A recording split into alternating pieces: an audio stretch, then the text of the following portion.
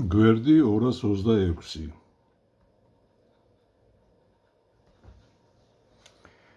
იატაკზე მოთავსებულ 20 კილოგრამი მასის ყუთზე მოქმედებს იატაკის პარალელური 100 ნიუტონი ძალა.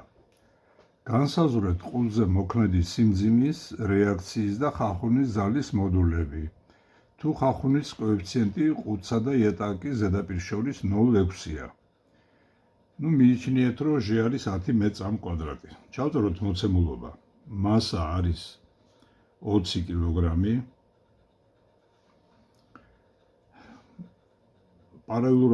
იატაკის პარალელურად მოქმედი ძალა არის 100 ნიუტონი.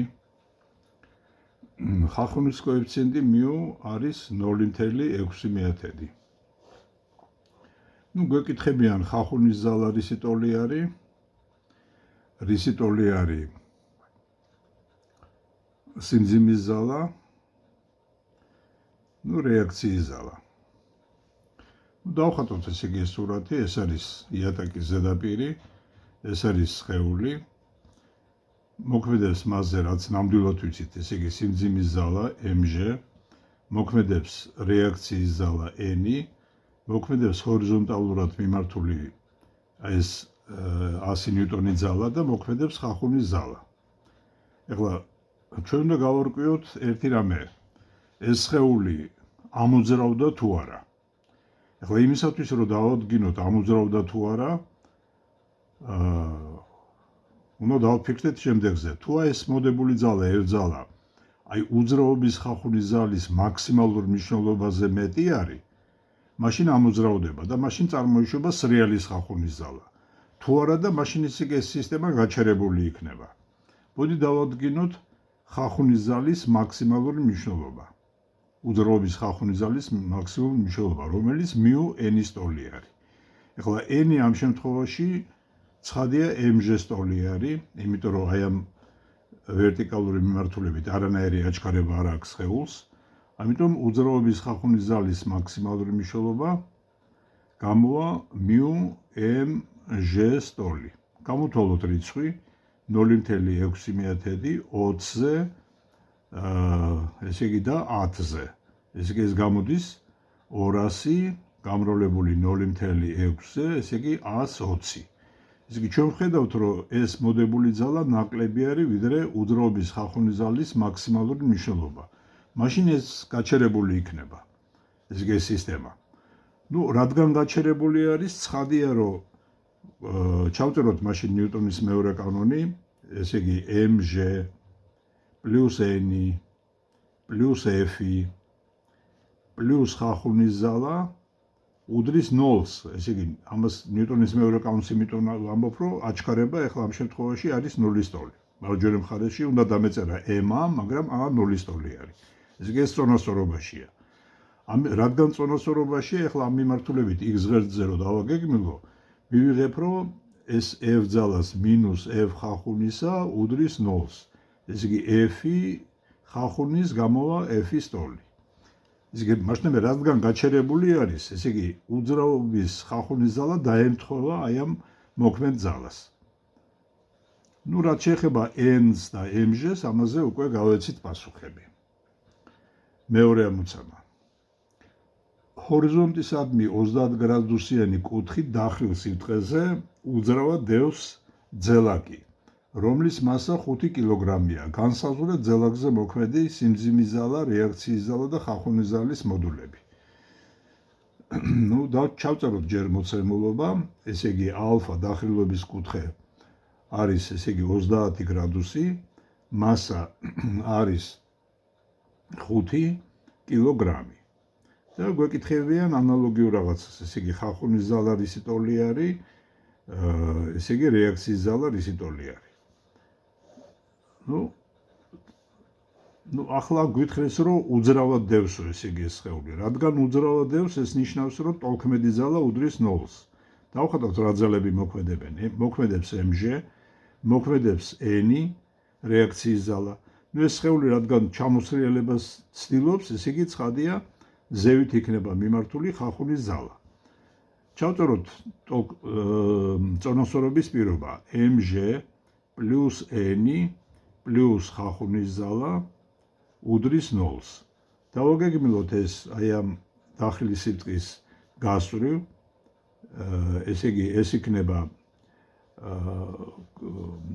ესე იგი mg სინუს ალფა მინუს f ხახუნისა უდრის 0-ს. ასე რომ ხახუნის ძალა გამოვიდა mg სინუს ალფას ტოლი. სინუს ალფა 1/2-ის ტოლია, იმიტომ რომ კუთხე არის 30 გრადუსი. სინუს 30 გრადუსზე არის 1/2-ის ტოლი. ხო, ეხლა რაც შეეხება n ძალას, მოდი დავაგეგმილოთ დახილ სიტყვის პერპენდიკულარული მიმართულებით. ესე იგი n-ს მინუს აქედან უნდა დავუშვა პერპენდიკულარი მინუს mg კოსინუს ალფა უდრის 0-ს. ასე რომ n-ი იქნება mg კოსინუს ალფა. ახლა ესეთი კითხვა რო დავსვა, რატო არა მაქვს უფლება რომ ჩავწერო რომ ხახუნის ზალა უდრის μ-n-ს? აი, რატო არ შემიძლია ეს ფორმულა გამოვიყენო? პასუხი არის ეგეთი, რომ ეს ფორმულა არის სამართლიანი სრიალის ხახუნის ზალისათვის ან უძრაობის ხახუნის ზალის მაქსიმალური მნიშვნელობისათვის. ახლა სრიალის ხახუნის ზალისათვის ვერ გამოვიყენებ, იმიტომ რომ არ სრიალებს სხეული, არ მოძრაობს. ეგ ერთი და მეორეს ერთი არსაიდან არ ჩანს, რომ მაინც და მაინც მაქსიმალური უძრაობის ხახუნის ზალა განვითარდება ამ დროს.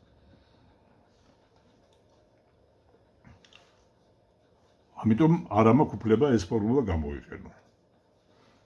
მესამე ამოცანა. თოგვზე ჩამოკიდებულია 10 კილოგრამი მასის ბურთულა მავთულით მიაბეს კედელზე, ისე რომ თოგვმა ვერტიკალთან 30 გრადუსიანი კუთხე შეადგინა. განსაზღვრეთ თოგვსა და მავთულში აღძრული დაჭირულობის ძალის მოდულები. დავხატოთ ესე იგი სურათი, ეს არის ჭერი თქვათ, ეს არის კედელი არის. აქ ესე იგი ეს არის ვერტიკალური მიმართულება, თოგვმა შეადგინა აი აქ ალფა კუთხე, რომელიც 30 გრადუსის ტოლი არის და ეს მავთული ესე არის, ჰორიზონტალურად არის და აქ კიდეა ტვირთი. მოდი დავწეროთ აი ამ წერტილში მოქმედი ძალები. ესე იგი, ქვევით მოქმედებს, ესე იგი, სიმძიმის ზალა mg, აქეთ იმოქმედებს ერთი თოკის დაჭიმულობის ზალა და მეორე იქნება აი ამ ღეროზე მოქმედი ძალა. ესე იგი, ამას დავარქვათ t პირველი, ამას დავარქვათ t მეორე. რადგან ეს წერტილი წონასწორობაშია, ჩვენ შეგვიძლია ჩავწეროთ, რომ t პირველს პლუს t მეორე პლუს mg უდრის 0-ს. ეს არის წონასწორობის პირობა. ახლა მოდი დავაგეგმილოთ ეს ყველაფერი აი ამ ორ ღერძზე. ესე იგი, ერთი იყოს y ღერძი ვერტიკალურად ზევით მიმართული, x ღერძი იყოს აი მარცხნივ მიმართული. ამისათვის ეს t1 უნდა დავშალო ორდგენელად. ერთი იქნება ეს დგენელი, აი აქედან აქამდე, მეორე ეს არის. ეს ალფა არის. მასშტაბი x ღერძზე, ესე იგი t1x-ი მინუს t2 უდრის 0-ს. ეხლა t1x-ი ეს არის t1 სინუს ალფა. ეხლა y ღერძზე თუ დავაგეგმილებ, მექნება t1y მინუს mg უდრის 0-ს. t1y გამოვა mg-ს ტოლი. მეორე მხრივ t1y ეს არის t1 კოსინუს ალფა. ამიტომ მივიღე ეგეთი ტოლობა, ესე იგი, ორი ტოლობა არის, ესე იგი, t1 კოსინუს ალფა უდრის mg-ს, აქედან t1-ს ვიპოვი, ეს არის mg შეფარდებული კოსინუს ალფაზე, ხოლო რაც შეეხება t2-ს, აი ამ ფორმულიდან, ესე იგი, t2 არის t1x-ი, ანუ არის t1 სინუს ალფა. ამიტომ t2 მექნება t1 იყო mg კოსინუს ალფა გამრავლებული სინუს ალფაზე. აი ეს ძალები დავადგინე. მეოთხე ამოცანა. ვერტიკალური ბოძის ზედა წერტილში მიბმულია მავთული, რომელიც ჰორიზონტალურადაა დაჭიმული 500 ნიუტონი ძალით. ხო. მდგრადობისთვის ბოძი ზედა წერტილით მიბმულია მიწაზე ბაგირით, რომელიც ჰორიზონტთან 60 გრადუსიან კუთხეს ქმნის. განსაზღვრეთ ბაგირში აღძრული დაჭიმულობის ძალის მოდული. დავხატოთ ესე იგი ეს სურათი. ეს არის ის ბოძი. ესე იგი აქ არის რაღაცა ეს დედამიწაზე არის ესე იგი დამაგრებული. ეს არის 60 გრადუსიანი კუთხე და აქეთ მოქმედებს 500 ნიუტონი ძალა. ხო, ესე იგი, რო შევხედოთ, ესე იგი ამ წერტილს, ხო? ამ წერტილს, ესე იგი, ეს ბაგირი ქაჩავს 500 ნიუტონი ძალით.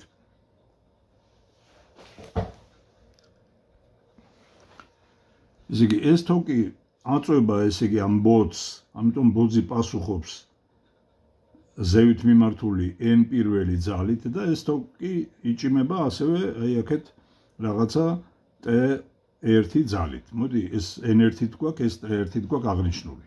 ამ წერტილის წონასწორობის პირობა ჩავწეროთ. მას დავარქვათ f ძალა. ესე იგი f ძალას პლუს n1 ძალა პლუს t1 ძალა უდრის 0-ს, იმიტომ რომ წონასწორობაშია სისტემა. დავაგეგმილოთ ეს აი ამ ღერძზე. ეს თუ ალფა კუთხე არის, ესეც ალფა იქნება, რადგან ეს წრფეები პარალელური არის, ეს კვეთს და ეს არის ჯვარედინა კუთხეები.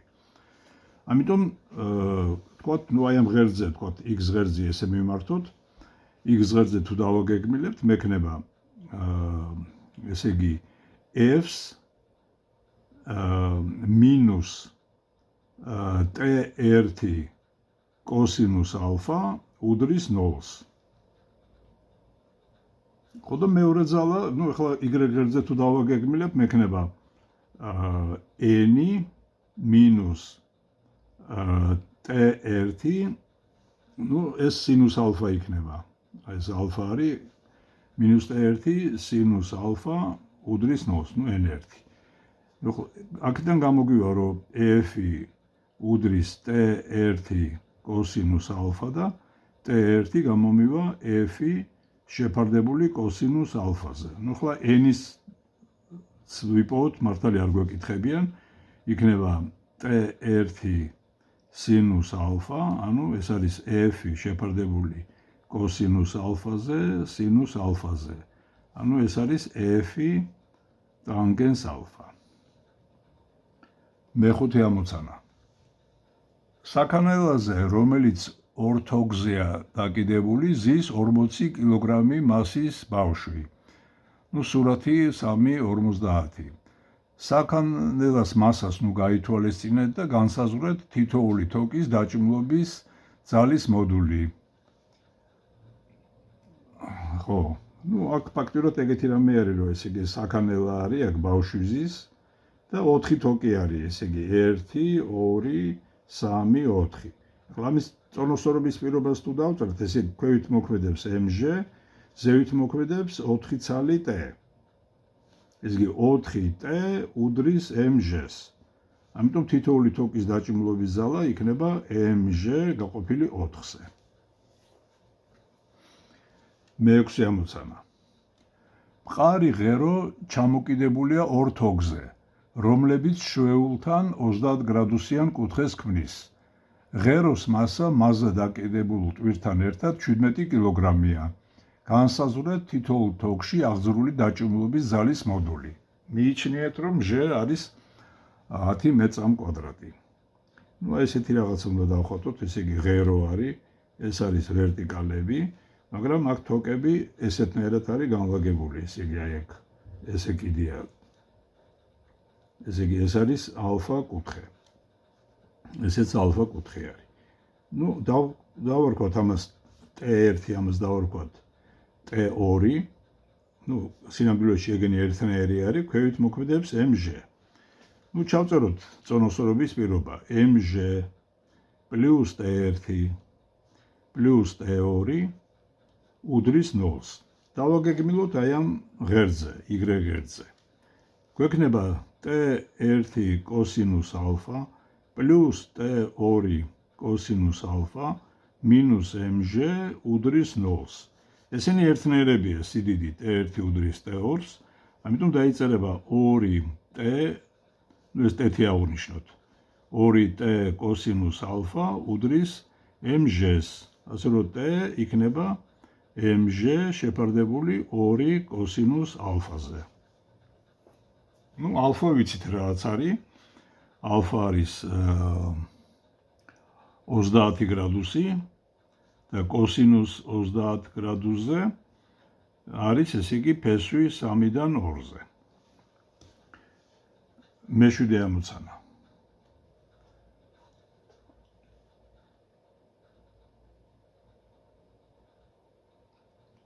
ღერო მასა დაკიდებული ტვირთით ჯერ ისეა ჩამოკიდებული ორთოგზე, როგორც 3-31 ასურათზე არის და მე მოკლედ ერთხელ ესე არის ეს ღერო, მეორეჯერ არის აი ესეთნაირად დაკიდებული. და გვეკითხებიან, როგორი განსხვავება არის სიმძიმის ესა დაჭიმულობის ძალებს შორის. ეხლა აქ დაიწერება ეგეთი ფორმულა, რომ 2T უდრის mg-ს, ასე რომ T იქნება mg ნახევარი. წინა შემთხვევაში T' იყო mg შეფარდებული 2-ჯერ კოსინუს ალფაზე. კოსინუს ალფა რადგან ერთზე ნაკლები არის, T' ცხადია მეტი იქნება T-ზე. ესე იგი დაჭიმულობის ძალა ამ შემთხვევაში უფრო დიდი არის, ვიდრე აი ამ შემთხვევაში. მერვე ამოცანა. ნივთიერ წერტილზე მოდებულია 3 ჰორიზონტალური ძალა, ისე რომ თითოეული დანარჩენთან 120 გრადუსიან კუთხეს ადგენს. ორი მათგანის მოდული 100 ნიუტონია, რისი ტოლია მესამე ძალის მოდული, თუ ნივთიერი წერტილი წონასწორობაშია. მოდი დავხატოთ Z-ხედი. აი ეს იყოს, მოდით ერთი ძალა, მეორე ძალა არის მასთან ქმნის 120 გრადუსიან კუთხეს და მესამე ძალაც არის ამათან 120 გრადუსი კუთხეს ქმნის. ესე იგი თითოეული 100 ნიუტონია. ესე იგი ეს F პირველი არის 100 ნიუტონი, ეს F მეორეც არის 100 ნიუტონი. და რისი ტოლი არის, ესე იგი ეს F3 რო სისტემა წონასწორობაში იყოს. ნუ ახლა ჩავწეროთ ესე იგი რომ F პირველი პლუს F მეორე პლუს F მესამე უნდა უდრიდეს 0-ს. ნუ ახლა სიმეტრიიდან ჩანს უბრალოდ რომ ესე იგი F3-იც უნდა იყოს 100 ნიუტონის ტოლი. ნუ ახლა რეალურად ეს შეიძლება გამოვთვალოთ ესეთნაირად რომ დავაგეგმილოთ აი ამ ღერძზე, აი ეს X-ი ესე მიმართოთ. ეს კუთხეები, ნუ ახლა ცუდად მიხატია, მაგრამ ესენი ერთნაირი არის 60 გრადუსი იქნება. დაიწერება F1 კოსინუს 60 გრადუს პლუს F2 კოსინუს 60 გრადუს უდრის F3-ს. F1 F2-ის ტოლია იქნება 2F1 კოსინუს 60 გრადუსზე უდრის F3-ს. ხო და ნუ ახლა აქედან კოსინუს 60 გრადუსისა 1 მეორედის ტოლი არის და ესე იგი ორჯერ 1 მეორედი F1 უდრის F3-ს. ნუ ისინი გაიკვეცება და F3 უდრის F1-ს. ნუ რაც სიმეტრიიდანაც ჩანდა. მეცხრე ამოცანა. 3-ის 52 სურათზე გამოსახული კრონშტეინი შედგება BC ღეროსა და AB გვარლისაგან. მის B წერტილში დაკიდებულია 2 კილოგრამი მასის სანათი. რისი ტოლია გვარლისა და ღეროში აღძრული დრეკადობის ძალის მოდულები, თუ AB გვარლი ვერტიკალთან 60 გრადუსიან კუთხეს ქმნის. დავხატოთ ესე იგი ეს სურათი. ესე იგი აქ ესეა და აქ ესე არის. აი ეს არის 60 გრადუსი, ეს არის A, B, C. ნუ აი ამ წერტილში მოქმედებს ესე იგი სიმძიმის ზალა mg. ეხლა ცხადია რომ ეს ზალა ამ AB ღეროს გაჭიმავს, ამიტომ აქ აღიძრება დრეკადობის ზალა T1 და ამ BC ღეროს პირიქით კუმშავს. ამიტომ აქ აღიძრება აქეთ მიმართული T2 დრეკადობის ზალა. ნუ ჩავწეროთ წონოსწორობის პირობა. ესე იგი mg-ს პლუს T1 პლუს T2 უდრის 0-ს. დავაგეგმილოთ ესე იგი ეს აი თქვათ აი ამ y ღერძზე და მერე დავაგეგმილოთ x ღერძზე. ნუ ჯერ თქვათ y-ზე დავაგეგმილოთ.